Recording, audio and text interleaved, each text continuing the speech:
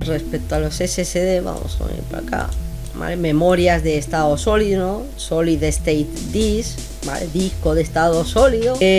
Son memorias, ¿vale? Que simplemente, bueno, tienen más o menos el mismo encapsulado o el mismo factor de forma, ¿no? Que es el tamaño del disco duro, ¿no? Lo podemos tener de 2,5, ¿no? De 3,5, los discos más grandes, ¿no? 2,5 normalmente los de los portátiles. Los de los portátiles todavía más pequeños pueden ser incluso de 1,8 pulgadas, ¿vale? Eso es el factor de forma, el tamaño del disco. Entonces, internamente, ¿vale? Lo único que tenemos es un circuito, o sea, una placa, ¿no? Donde van a estar las memorias, ¿vale? De tipo flash NAND. Y aquí la información ya no se graba de forma magnética, sino que se graba de forma eléctrica. Son muchísimo más rápidos, ¿vale? Porque no tienen esas partes móviles, ¿vale? Más rápidos. De hecho, pues mirad, yo hace poco, la semana pasada, mi portátil, ¿no? Que tenía un disco mecánico, lo cambié por un SSD clonado, ¿vale? Que si no lo hubiera clonado y lo hubiera instalado de cero, ¿vale? Pues todavía sería más rápido. Pero para que os hagáis una idea, la última vez que encendí ese equipo para dar una clase, tardó como 15 minutos, ¿vale? Pues porque tendrá fragmentación, ¿vale? Pues muchas cosas, ¿no? Cloné ese disco, ¿vale? Lo cloné a un SSD y dije, bueno, voy a probar a ver si clonado me arranca bien, pues lo dejo así, porque así conservo, ¿no? Todas mis aplicaciones y no tengo que reinstalar todo y todo esto, ¿no? Clonado del otro disco con los malos rollos que ya pudiera traer el otro disco, pues ahora tarda, pues nada, 20 segundos, que incluso para un disco SSD es poco, ¿vale? Un disco SSD limpio con su sistema operativo recién instalado y tal, prácticamente enciendes el equipo y ya tienes el sistema operativo. Luego también es verdad que hay, digamos, apoyos, ¿vale? Dentro de lo que serían las características, ¿no? Estas que vimos del procesador, ¿no?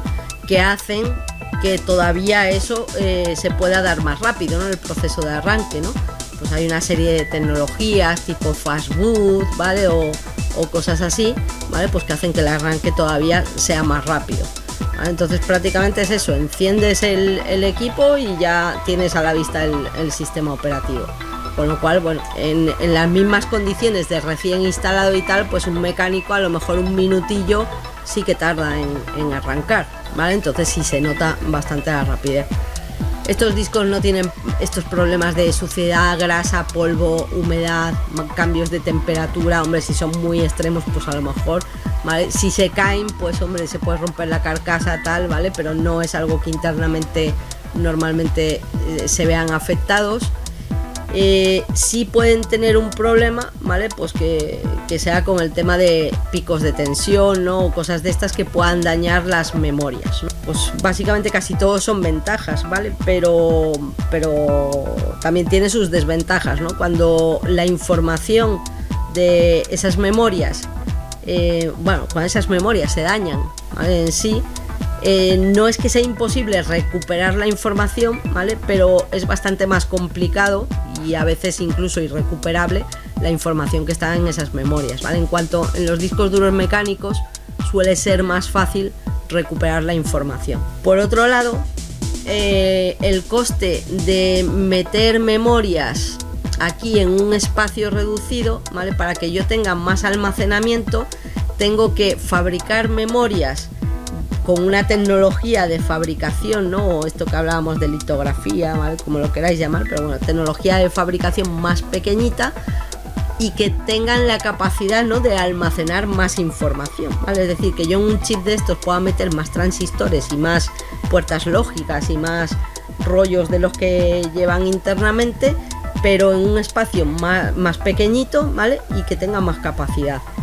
Eso, ¿vale? Pues es lo que encarece, ¿no? los discos SSD, ¿vale? La tecnología de fabricación de las memorias. Sí hay discos SSD de muy altas capacidades, ¿vale? Pero como el coste de fabricación es mayor, ¿vale? Pues son mucho más caros, ¿no? A lo mejor un tera, ¿no? De SSD es mucho más caro que un tera de un disco duro mecánico. Cada vez ya menos, ¿no? Pero viene todavía siendo un problema, ¿no? Que que tienen los discos SSD, ¿no? De hecho, cuando compráis un portátil, ¿no? Pues a lo mejor todavía hay portátiles que te vienen con un disco de 256 gigas, de 512, que yo no sé vosotros, pero yo con eso no hago nada. No, es muy poco, la verdad. En cuanto empiezas a usar el sistema operativo, a utilizar aplicaciones, a guardar 4 cosillas, ya lo has petado prácticamente. Como alternativa, ¿no? Para almacenar muchas cosas, pues bueno, pues si tienes mucho dinero está bien, ¿vale? Pero todavía no, pues lo que más se usan son los discos duros mecánicos. Y pues normalmente se suele poner pues para la instalación del sistema operativo, las aplicaciones, ¿no? Pues para que sea más rápida, ¿vale? Yo, por ejemplo, aquí ¿vale? Que es el SSD, que fijaos que tampoco es que tenga yo nada metido aquí dentro, ¿vale? Prácticamente son aplicaciones mayormente, ¿vale? Y sí, bueno, puede haber algún dato y tal, pero mayormente son aplicaciones. Y luego, ¿vale? Lo que tengo son 2 discos duros mecánicos, ¿vale? Pues para el almacenamiento. Que en principio estos era para hacer un RAID, ¿vale? Para que la misma información que estuviera aquí, ¿vale? Estuviera aquí, un RAID espejo que se llama, pues si uno se rompe, ¿no? Pues que la información siguiera ahí, ¿vale? Al final no lo he hecho así, ¿vale? Lo que he hecho es que aquí guardo mayormente las cosas y aquí lo que hago son copias de seguridad de imágenes completas del disco cada X tiempo. Pues un poco, ¿no? Para salvaguardar, ¿no? la información, ¿no? En caso de que falle uno de estos discos mecánicos. Además, la imagen, bueno, el vídeo ese que hemos visto de la fuente de alimentación, esa es bueno, ese era mi ordenador, es este ordenador, ¿vale? En particular.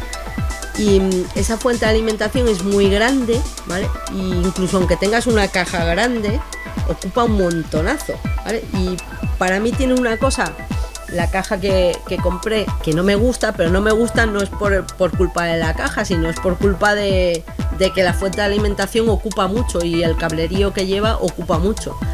Y es que la parte donde se ponen los discos está justo detrás, ¿vale? De lo que es la fuente, ¿vale? Entonces justo detrás de lo que es la fuente están los discos duros mecánicos, ¿vale? Lo cual me da bastante yuyu, ¿vale? Pero es que no tiene otro sitio esa caja donde ponerlo. Es una caja, lo normal, ¿vale? Es que las fuentes de alimentación siempre, ¿vale? Han ido aquí arriba, pero la mayoría de estas gaming y tal, ¿vale? Pues la fuente de alimentación va aquí abajo, ¿vale? Y entonces aquí es donde van las bahías para colocar los discos duros. Entonces a mí que un disco mecánico esté aquí tan cerquita, ¿no? de la fuente de alimentación, se supone que tiene por aquí como una especie de barrera, ¿vale? Que evita que esto sea un problema, ¿vale? Pero como esa fuente es tan grande, es que los cables están aquí, ¿sabes? Como empotrados.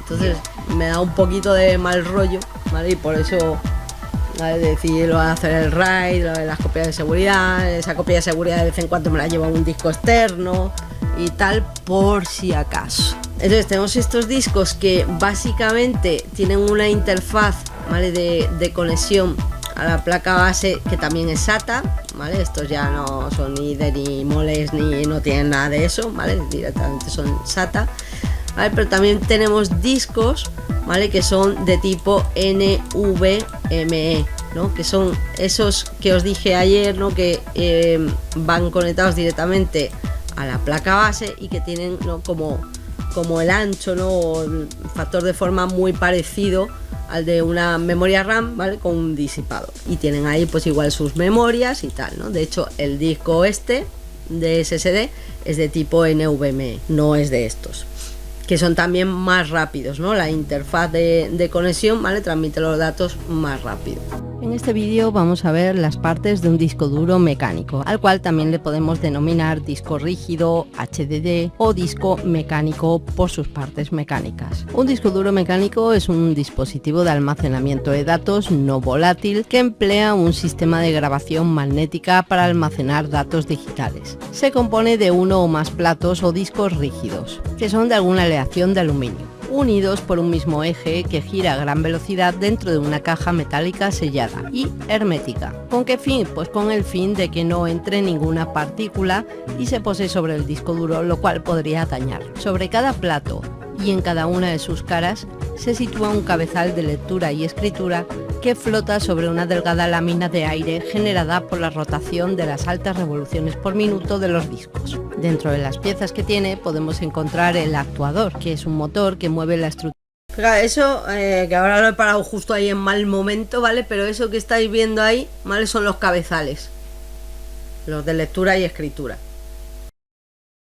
Que contiene las cabezas de lectura entre el centro y el borde externo de los discos. Un actuador usa la fuerza de un campo electromagnético empujado contra magnetos fijos para mover las cabezas a través del disco. La controladora manda más corriente a través del electromagneto para mover las cabezas cerca del borde del disco.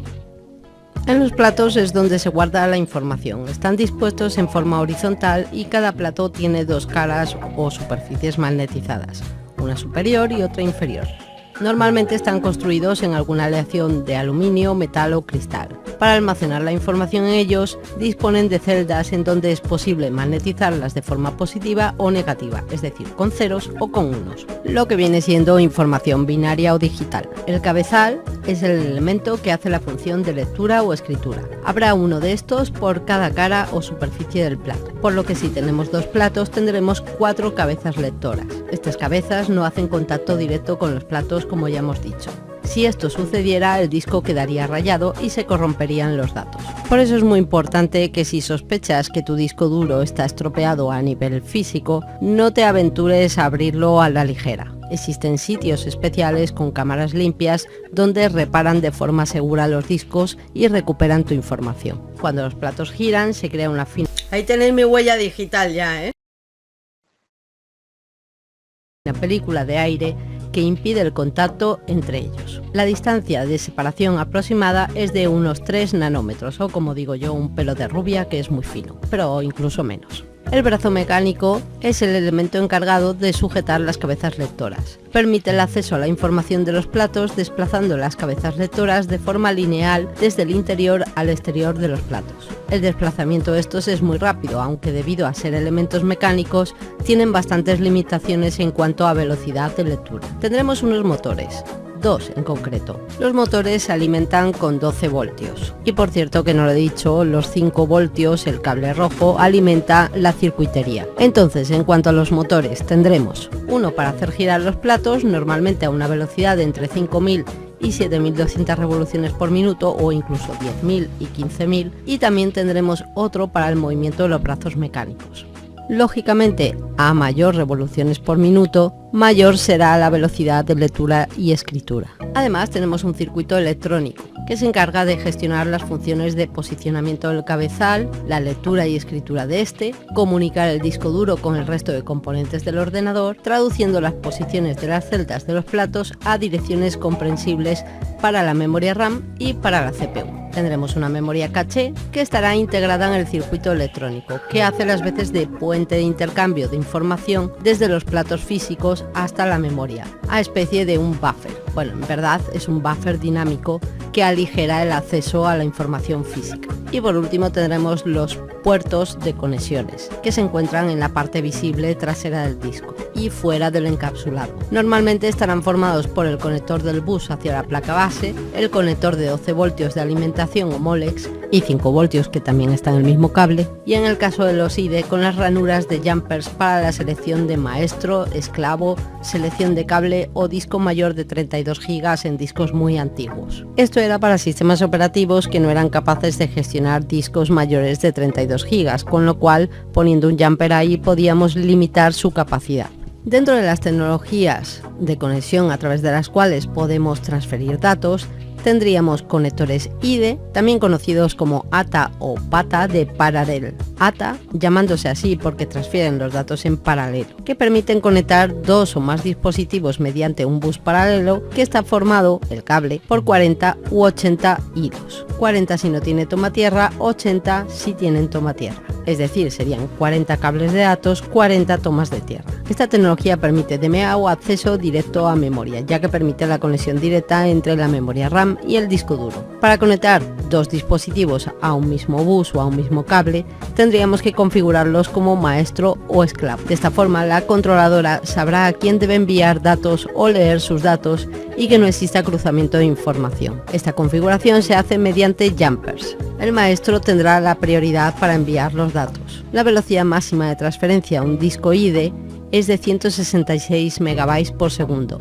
también llamada Ultra ATA /166. Otro conector que podemos encontrar en los discos duros es el SATA o Serial ATA, en este caso porque transmite la información en serie y es mucho más rápida y eficiente que las tradicionales IDE. Permite conexiones en caliente de los dispositivos y cuenta con buses más pequeños y manejables. Podríamos encontrar otro tipo de conectores, como por ejemplo los SCSI, que también es una interfaz en paralelo, diseñada para discos duros de gran velocidad de almacenamiento y grandes velocidades de rotación, generalmente usada en servidores y clústeres de discos duros.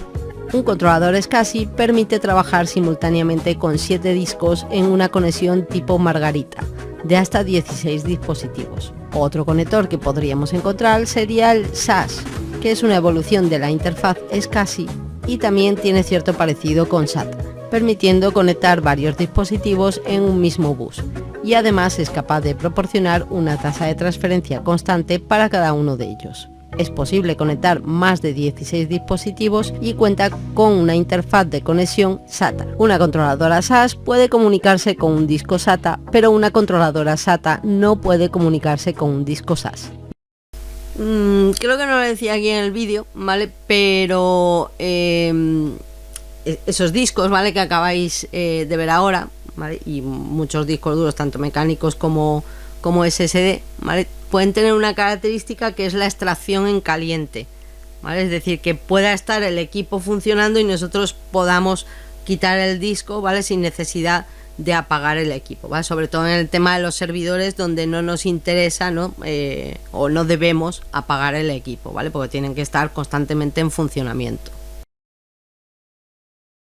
Respecto a su factor de forma o lo que miden, o su tamaño, se miden en pulgadas, pudiendo tener discos de 8, de 5,25, de 3,5, 2,5, 1,8, 1 y 0,85 pulgadas, aunque los más usados son los de 3,5 para equipos de sobremesa y 2,5 pulgadas para los portátiles. Vamos a hablar un poquito de la placa, de la electrónica. Generalmente las placas para discos duros tienen una BIOS, bien en una memoria ROM o un chip NVRAM, que incluye los datos para acceder al área del sistema del disco duro.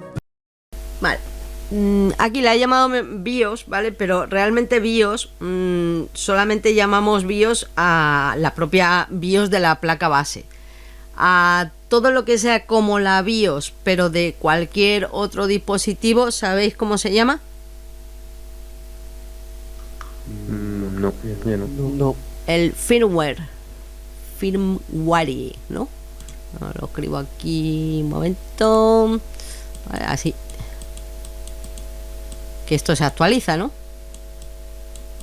Igual que la BIOS, ¿no?, que también la podemos actualizar y en algunos casos, ¿no?, es conveniente, ¿no?, de cara a la seguridad, ¿no?, porque al final es un programa que puede tener sus fallos, ¿no?, y que se sacan parches igualmente, ¿no?, y que cada X tiempo, ¿vale?, pues deberíamos de comprobar si necesitamos actualizar, ¿vale? Entonces cualquier dispositivo de hardware que no sea la placa base tiene firmware, ¿vale?, pero que es equivalente a lo que en la placa base llamamos BIOS. De la BIOS no es compatible con tu disco duro, no hay otra forma de leer los datos del disco duro.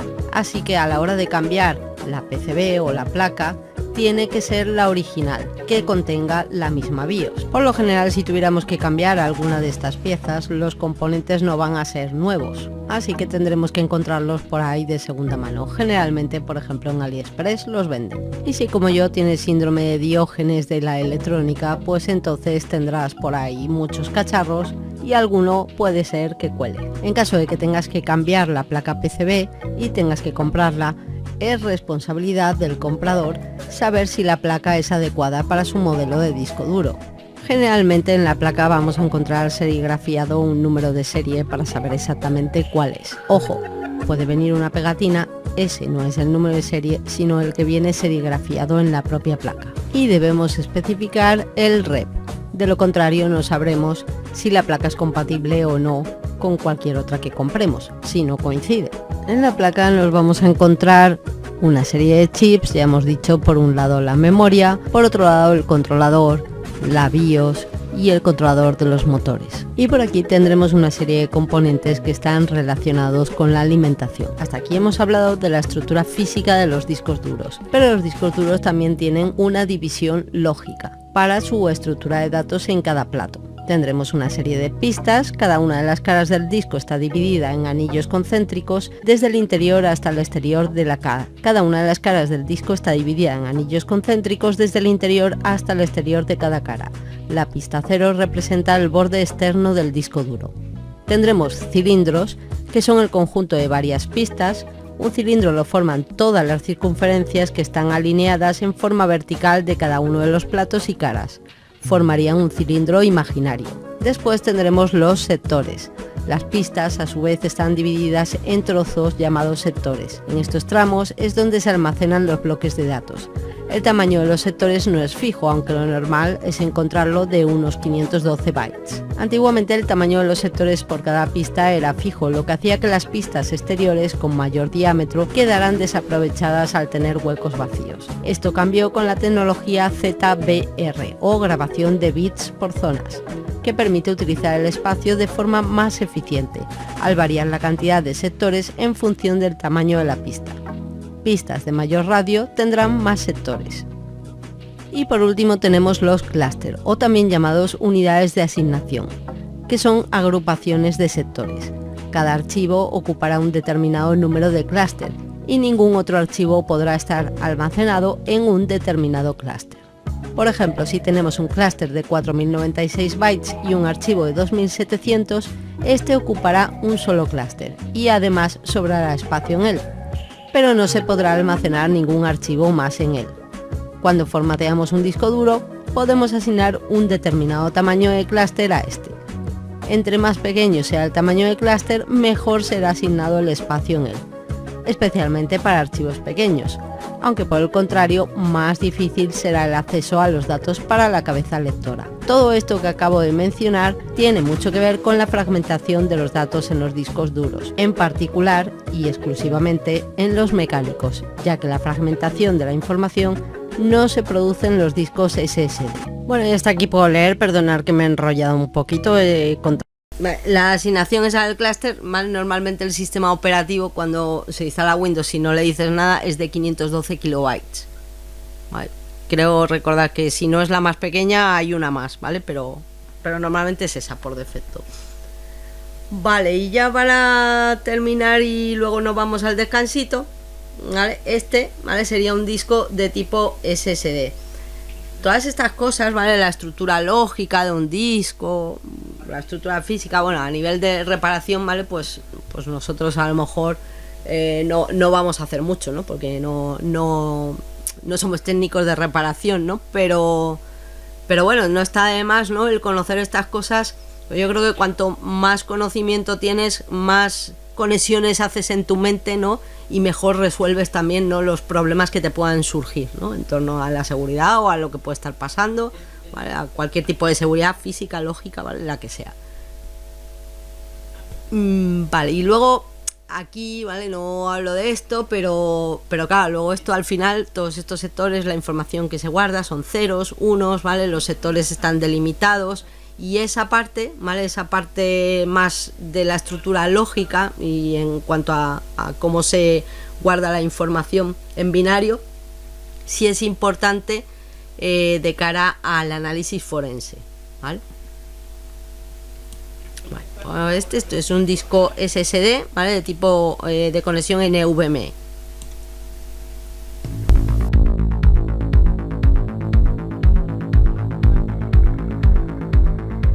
Hola, de nuevo en este vídeo vamos a ver la memoria Aorus RGB M2 NVMe SSD de GB. Como podéis ver, viene con una presentación súper chula, parece que vamos a abrir una joya. Y aquí tenemos la memoria y por debajo el único accesorio que viene es la garantía. Esta memoria tiene una interfaz de PCI Express 3.0x4 y NVMe 1.3. ¿Qué es esto de NVMe? NVMe es un nuevo protocolo de transporte y acceso al almacenamiento para unidades flash y de estado sólido. Veis que pone que son memorias de tipo no volátil, son del estilo de las memorias RAM, ¿vale? Porque es el mismo estilo, ¿vale? Solo que la memoria RAM es volátil, ¿no? Y esta no. Una memoria no volátil. ¿Esto qué significa? Pues que apagas el equipo, desenchufas el equipo y la memoria es permanente como los discos duros. Vale, ¿veis? ¿Habéis visto ahí? ¿Vale? Esto es la placa base, esto va conectado a ese conector NVMe, ¿vale? Se conecta así como a 45 grados, ¿vale? Como las memorias RAM también de los portátiles se conectan también así, a 45 grados, y luego, ¿vale? Se empuja hacia abajo y se atornilla, ¿vale? A pesar de ser una memoria NAND flash, que nos ofrece un rendimiento más alto y tiempos de respuesta más breves para todos los tipos de carga de trabajo. Para ofrecer un ancho de banda mayor y con una menor latencia, el protocolo NVMe accede al almacenamiento flash a través del bus PCI Express, que admite decenas de miles de colas de comando paralelas, y por lo tanto adquiere una velocidad mucho mayor que la de los discos duros y las arquitecturas all flash tradicionales, que están limitadas a una sola cola de comandos. NVMe se beneficia del almacenamiento de estado sólido y también de las CPUs de varios núcleos, así como de los gigas de memoria RAM. El factor de forma de esta memoria es M2 2280. Su esperanza de vida se mide en TBW o terabytes escritos. Vale, este concepto, ¿vale? Bueno, lo otro del factor de forma es el tamaño, ¿no? Y este concepto es muy importante, ¿vale? Esto viene en las características de este tipo de discos duros, ¿vale? Si vais a la página, este es un disco de Gigabyte, ¿vale? Si vais a la web de Gigabyte, ¿vale? Buscáis este modelo, pues veis ahí las características y van a venir una serie de siglas, ¿vale? Que son importantes, ¿no? De cara a la seguridad, ¿vale? Porque nosotros cuando hacemos un análisis de riesgos, ¿vale? Es decir, vemos los riesgos que tienen nuestros activos y estas cosas, ¿vale? Pues una de las cosas que tenemos también que evaluar, ¿vale? Es la posibilidad o el tiempo en que está estimado que este disco va a empezar a fallar, ¿vale? Para más o menos un tiempo antes de que eso vaya a ocurrir, nosotros podamos sustituir con seguridad el disco y no perder nuestros datos, ¿vale? Entonces aquí vais a ver una serie de términos, ¿vale? Que están muy relacionados y que luego veremos en los análisis de riesgos. La unidad que hace referencia a todos los terabytes que se pueden escribir en una memoria NAND antes de que ésta se gaste. La media de los discos de TBW actuales es de 100-150, que aproximadamente pueden durar unos 20 años. Por lo que sería difícil que veamos cómo se estropea, ya que lo más seguro es que ya hayamos cambiado de equipo. En el caso de nuestra memoria Gigabyte, este periodo es de 800 TBW. El tipo de memoria que lleva es una 3D TLC NAND Flash. La principal diferencia de esta memoria respecto a su antecesora, la 2D NAND, es que si antes las celdas se conectaban de forma horizontal, ahora lo hacen de forma vertical. Esto permite la conexión de un mayor número de transistores en un mismo espacio. Esta memoria dispone de una caché DDR externa de 512 megas.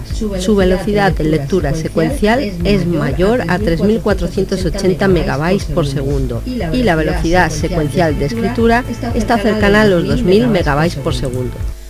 Vale, este es otro parámetro, ¿vale? Interesante, que también ocurre en los discos mecánicos, ¿vale? En los discos mecánicos, ¿vale? Cuando hablamos de velocidad secuencial, ¿vale? Hablamos de la velocidad, ¿vale? Que vamos a poder obtener leyendo en la misma pista, ¿vale? Si no es secuencial, ¿vale? Pues sería, ¿no? Que estamos cambiando, ¿no? De pistas, de sectores, ¿vale? Y aquí en los SSD, ¿vale? Pues esto al final es una memoria, igual que os dije ayer que las memorias internamente, ¿vale? Serían una matriz de filas y columnas, ¿no? Donde se almacenan, los datos, ¿vale? Pues lo mismo, no es lo mismo leer de forma secuencial, ¿vale? Que leer, ¿no?, de forma aleatoria. Un método común para medir el rendimiento en los discos duros SSD es el de las siglas IOPS, Inputs, Outputs per Second, o entradas y salidas por segundo, que determina a qué velocidad puede un disco duro leer datos y escribirlos.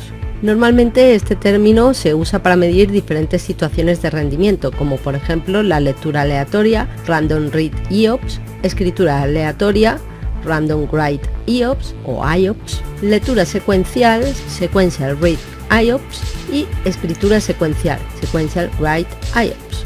IOPS o IOPS identifica básicamente la rapidez a la que puede trabajar un disco duro, y cuanto más rápido, pues mejor. En el caso de esta memoria tenemos un Random Read IOPS por encima de los 360 KB y un Random Write IOPS por encima de los 440. Otro parámetro que podemos observar en los discos es el tiempo medio entre fallos, o MTBF, o Mean Time Between Failure, que es otro concepto, ¿vale?, que también veremos en el análisis de riesgos, ¿vale? Una medida aritmética, o un promedio, del tiempo entre fallos de un sistema, siendo uno de los principales indicadores de la disponibilidad de un equipo. En castellano, MTBF representa el tiempo promedio que transcurre entre dos averías en un mismo equipo. Lógicamente, cuanto más elevado sea el MTBF, más fiable es el funcionamiento de la máquina. O, por ser un poco más técnicos, también podemos decir que menor es su downtime o tiempo de inactividad. Se puede calcular el MTBF con base a una diferencia entre el tiempo total disponible y el tiempo perdido dividiendo por el número de paradas. En la imagen podéis ver la fórmula. Nuevamente en castellano, el tiempo disponible es el total de horas en los que la máquina ha estado operando. El tiempo de inactividad es el número de horas en las que estuvo parada y el número de paradas corresponde lógicamente al número de averías. El MTBF de esta memoria es de 1,8 millones de horas. En funcionamiento, este disco consume unos 5.485 milivatios en lectura y 4.085 milivatios en escritura. Si está en modo suspenso, consumirá alrededor de unos 272 milivatios. La temperatura de operación o temperatura de funcionamiento del disco duro puede oscilar entre 0 y 70 grados centígrados. Otro parámetro importante que lo vais a encontrar también en muchos dispositivos de hardware, en servidores, tal, ¿vale? Es la temperatura de operación, ¿vale? Que no quiere decir, ¿vale?, que sea lo más adecuado que el disco estuviera a 70 grados constantemente, ¿vale?, ni que esté tampoco a 0, ¿vale? Pero si está menos o está más, pues ya chungo, ¿no? Pero bueno, tenemos que buscar ahí un término medio, ¿no? En verdad, cuanto más fresquito esté, ¿no?, dentro de este rango de temperaturas, pues mejor. Y la temperatura para el almacenamiento sería entre menos 40 grados centígrados hasta 85 grados centígrados. Soporta Trim y Smart. ¿Y esto qué es? Bueno, pues Trim sirve para evitar la disminución de rendimiento de las unidades de estado sólido con el paso del tiempo. Informa al disco duro de que un bloque puede ser borrado para que se reduzca el número de escrituras, con lo cual alargamos la vida del disco. Vale, este Trim también es importante en el análisis forense, ¿vale? En el análisis forense nosotros tenemos que garantizar, ¿no?, de forma fehaciente, ¿no?, que lo que estamos analizando es tal cual, ¿vale?, estaba en su momento, ¿no? Para eso, por ejemplo, cuando nosotros queremos garantizar que algo no ha modificado su información, ¿vale?, es decir, queremos garantizar la integridad de los datos, ¿vale?, pues lo que hacemos es calcular un hash, ¿no? Un hash es una función matemática que se aplica a los datos, que me genera un churro de números que siempre va a ser el mismo si los datos no cambian, ¿vale?